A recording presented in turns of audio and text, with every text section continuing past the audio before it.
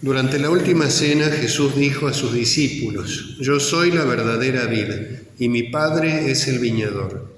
Él corta todos mis sarmientos que no dan fruto. Al que da fruto lo poda para que dé más todavía. Ustedes ya están limpios por la palabra que yo les anuncié.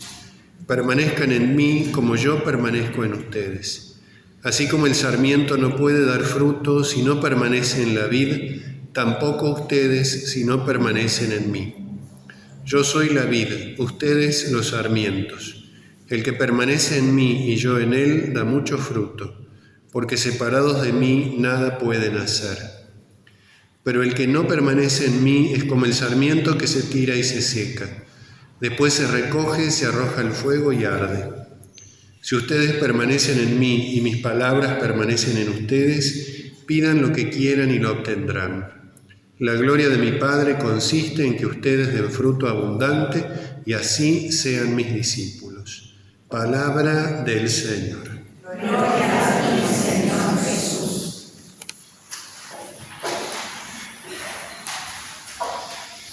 El domingo pasado las lecturas nos presentaban a Jesucristo con una de las denominaciones más relevantes, que era la de el buen pastor, aquel que conduce a su rebaño, que somos nosotros, hacia las praderas eternas. Y les decía que la Sagrada Escritura emplea muchas denominaciones, muchas imágenes, muchas figuras, para describir esa plenitud que es nuestro Señor Jesucristo. Lo mira desde diversos ángulos y emplea diversas comparaciones, tomadas muchas de ellas directamente del mundo natural, del mundo material, del mundo físico, de aquellas realidades que los que escuchaban a nuestro Señor Jesucristo conocían con mucha familiaridad, como puede ser un pastor con su rebaño, que reflexionábamos el domingo pasado. Hoy Jesucristo nos presenta otra gran figura, tomada también del mundo natural, del mundo físico, en este caso del mundo vegetal, para hacer lo mismo, para mostrarnos a partir de eso que podemos ver y que aquellos que escuchaban a Jesucristo veían, contemplaban y tenían familiaridad, a partir de eso llevarnos a la consideración de realidades espirituales, de realidades divinas, de la identidad de Jesucristo, de quién es Jesucristo, de quién es el Padre Celestial, de cómo obra Dios en nosotros, de cómo debemos obrar nosotros también, de cuáles son las premisas fundamentales de nuestra vida, cuáles son las prioridades más importantes de nuestra existencia. Es muy notable cómo a partir de una imagen tan sencilla, podríamos decir, como es la de una vid, de una viña, una planta que da frutos, Jesucristo nos abre un panorama mucho más profundo y nos hace partícipes de eso. Esto es interesante también notarlo. Jesucristo no solo nos enseña verdades, nos da premisas o exhortaciones o pautas de vida, sino que nos hace partícipes. Su palabra, como lo dice la misma Sagrada Escritura, es viva y eficaz. Es decir, causa un efecto y ese efecto es la vida espiritual.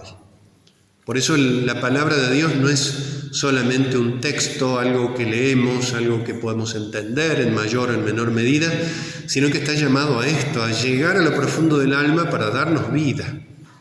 Jesús, cuando nos dice esto, si lo escuchamos con fe, nos integra o nos reintegra cada vez con mayor intensidad en su propio misterio. Y noten que habla precisamente de eso, de la mutua permanencia, que es lo propio de la caridad, es lo propio del amor, es lo propio de la amistad. Cuando tenemos una amistad con alguna persona, cuando tenemos algún ser querido, ¿qué solemos decir? Que lo tenemos presente, incluso cuando no lo vemos. Lo tenemos presente, lo recordamos, pensamos en él.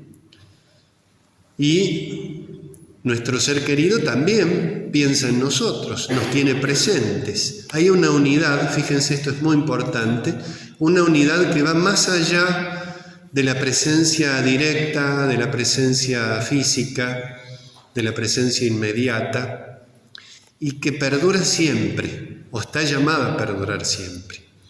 Jesús nos dice acá, nos exhorta a permanecer en Él como Él permanece en nosotros. Es una manera de hablar del vínculo de la caridad, y no de cualquier amor, sino de la caridad sobrenatural.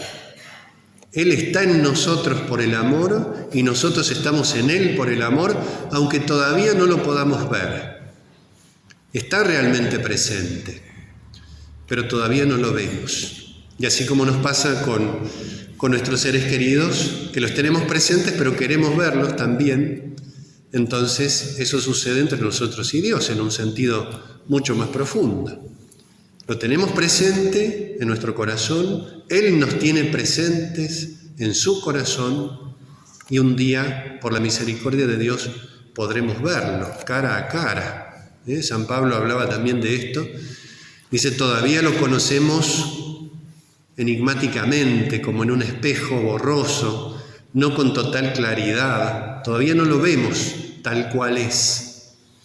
Un día lo veremos, un día lo conoceremos como nosotros somos conocidos por Él. Y Jesús, para mostrarnos este misterio, emplea esa imagen que les decía recién. En un vegetal, la rama que produce fruto tiene que estar unida a su raíz, a su tronco, para poder dar fruto. Si está cortada, si está separada, si está seccionada, no puede dar fruto. Y esta imagen, entonces, Jesucristo nos dice, Él es la vid, nosotros somos los sarmientos, de los cuales surge el fruto. Pero ese fruto que surge de los sarmientos, en una vid, depende de ese tronco, depende de esa raíz que le da vitalidad a toda la planta.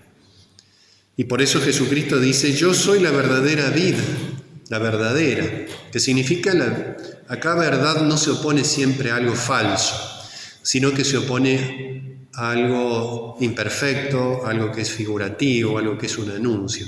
La vid verdadera podemos entenderla en términos de la vid perfecta, la vid plena, la plenitud de lo que esta imagen representa. Como decíamos el domingo pasado, el buen pastor pasa algo similar. Es el pastor por excelencia, el pastor perfecto, el pastor que fue anunciado a lo largo de los siglos del Antiguo Testamento. También acá pasa lo mismo. El pueblo de Dios elegido como una viña elegida que todavía no es plena. Jesucristo sí, la verdadera vid, la vid plena, la que realmente puede dar frutos en nosotros de buenas obras aquí en la tierra, y un día el fruto más importante, que es el fruto de vida eterna. Y Jesús emplea varias veces imágenes tomadas del mundo vegetal para referirse a Él mismo. Por ejemplo, cuando habla de la semilla del grano de trigo que cae en tierra, si no muere, si no se deshace, no da fruto, no se desarrolla, queda solo. Se refiere a Él mismo, a su pasión y muerte. Cuando Jesucristo padece y muere, nos da a nosotros una vitalidad plena, que es la que recibimos por la gracia. Aquí sucede lo mismo. Entonces la clave es esta mutua permanencia. Si existe este vínculo de caridad, daremos realmente fruto. Fruto que no podemos atribuir exclusivamente a nosotros, sino fundamentalmente a Jesucristo, vid verdadera. Por Él damos fruto nosotros. Nuestras buenas obras, nuestras buenas acciones hechas por amor a Dios, son obra de Dios en nosotros. No son solo nuestras. Siempre me gusta recordar el Magnificat, el canto de la Virgen María. Reconoce la maravilla que Dios ha obrado en ella. Dice, me llamarán bienaventurada todas las generaciones. El Señor hizo grandes cosas en mí. Pero noten ese detalle.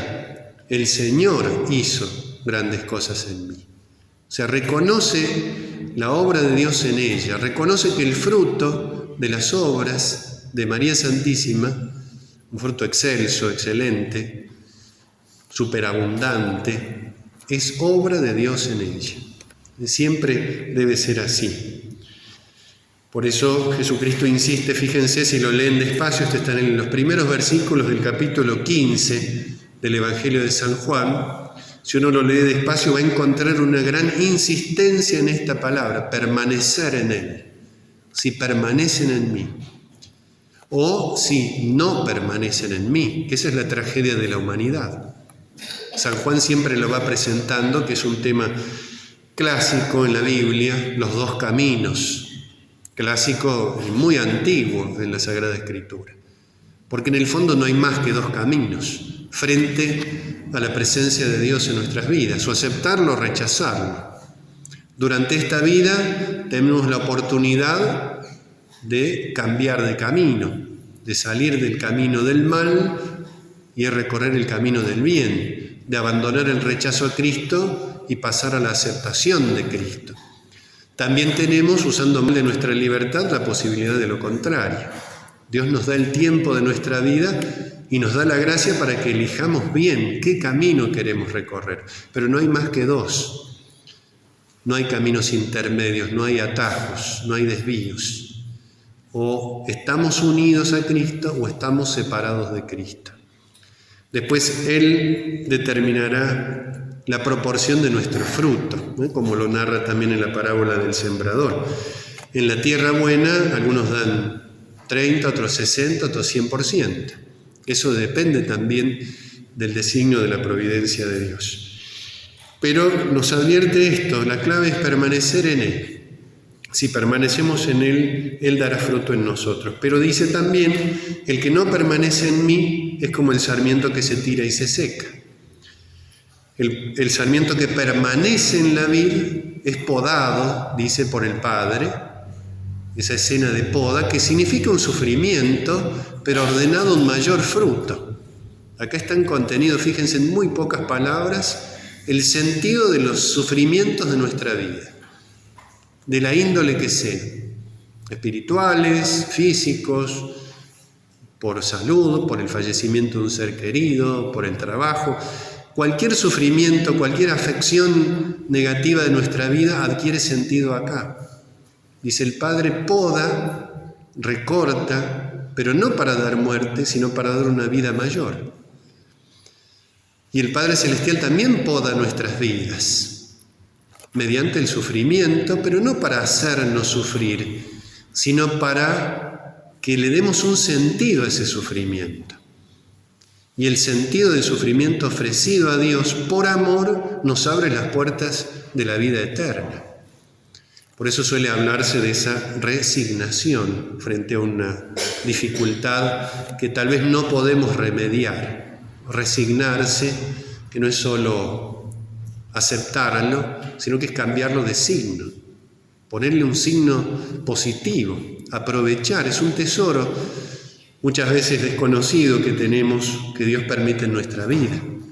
Ese sufrimiento, ese dolor, esa angustia, esa situación difícil, para que la resignemos, para que le demos un signo positivo, para que se la ofrezcamos a Dios, para que lo pongamos a los pies de Cristo crucificado, que sufrió por nosotros y en ese sufrimiento nos abrió las puertas de la vida eterna. Entonces, al que produce fruto, Dios lo va a podar. Al que no produce fruto, que es en el fondo aquel que no quiere producir fruto, aquel que voluntariamente rechaza a Cristo, que no desea formar parte de la vida, evidentemente no va a poder producir fruto. Nos dice acá, dándonos una imagen muy contundente también de la condenación. El que no permanece en mí, se tira y se seca, se recoge, se arroja al fuego y arde. Es una imagen de la condenación, una imagen del infierno. Por supuesto que nadie va al infierno sin darse cuenta. Son decisiones que uno toma y que tenemos, por eso insisto, durante la vida, la oportunidad renovada una y otra vez de aceptar a Cristo. Tenemos todo el tiempo de nuestra vida, pero no sabemos cuánto vamos a vivir. Y por eso la urgencia, la importancia, la necesidad de unirnos siempre a Cristo. Vamos a pedirle entonces al Señor que nos conceda esa gracia de precisamente permanecer en Él por la caridad, de que Él permanezca siempre en nosotros por ese amor misericordioso que nos tiene, para que obrando bien en nuestra vida, ofreciéndole todo al Señor, las cosas buenas y malas, las cosas agradables y desagradables, las alegrías, los sufrimientos, para que ofreciéndole toda nuestra vida entera al Señor podamos dar un día el fruto más importante de todos, que es la vida eterna. Pidamos humildemente al Señor que nos conceda esa gracia. Que así sea.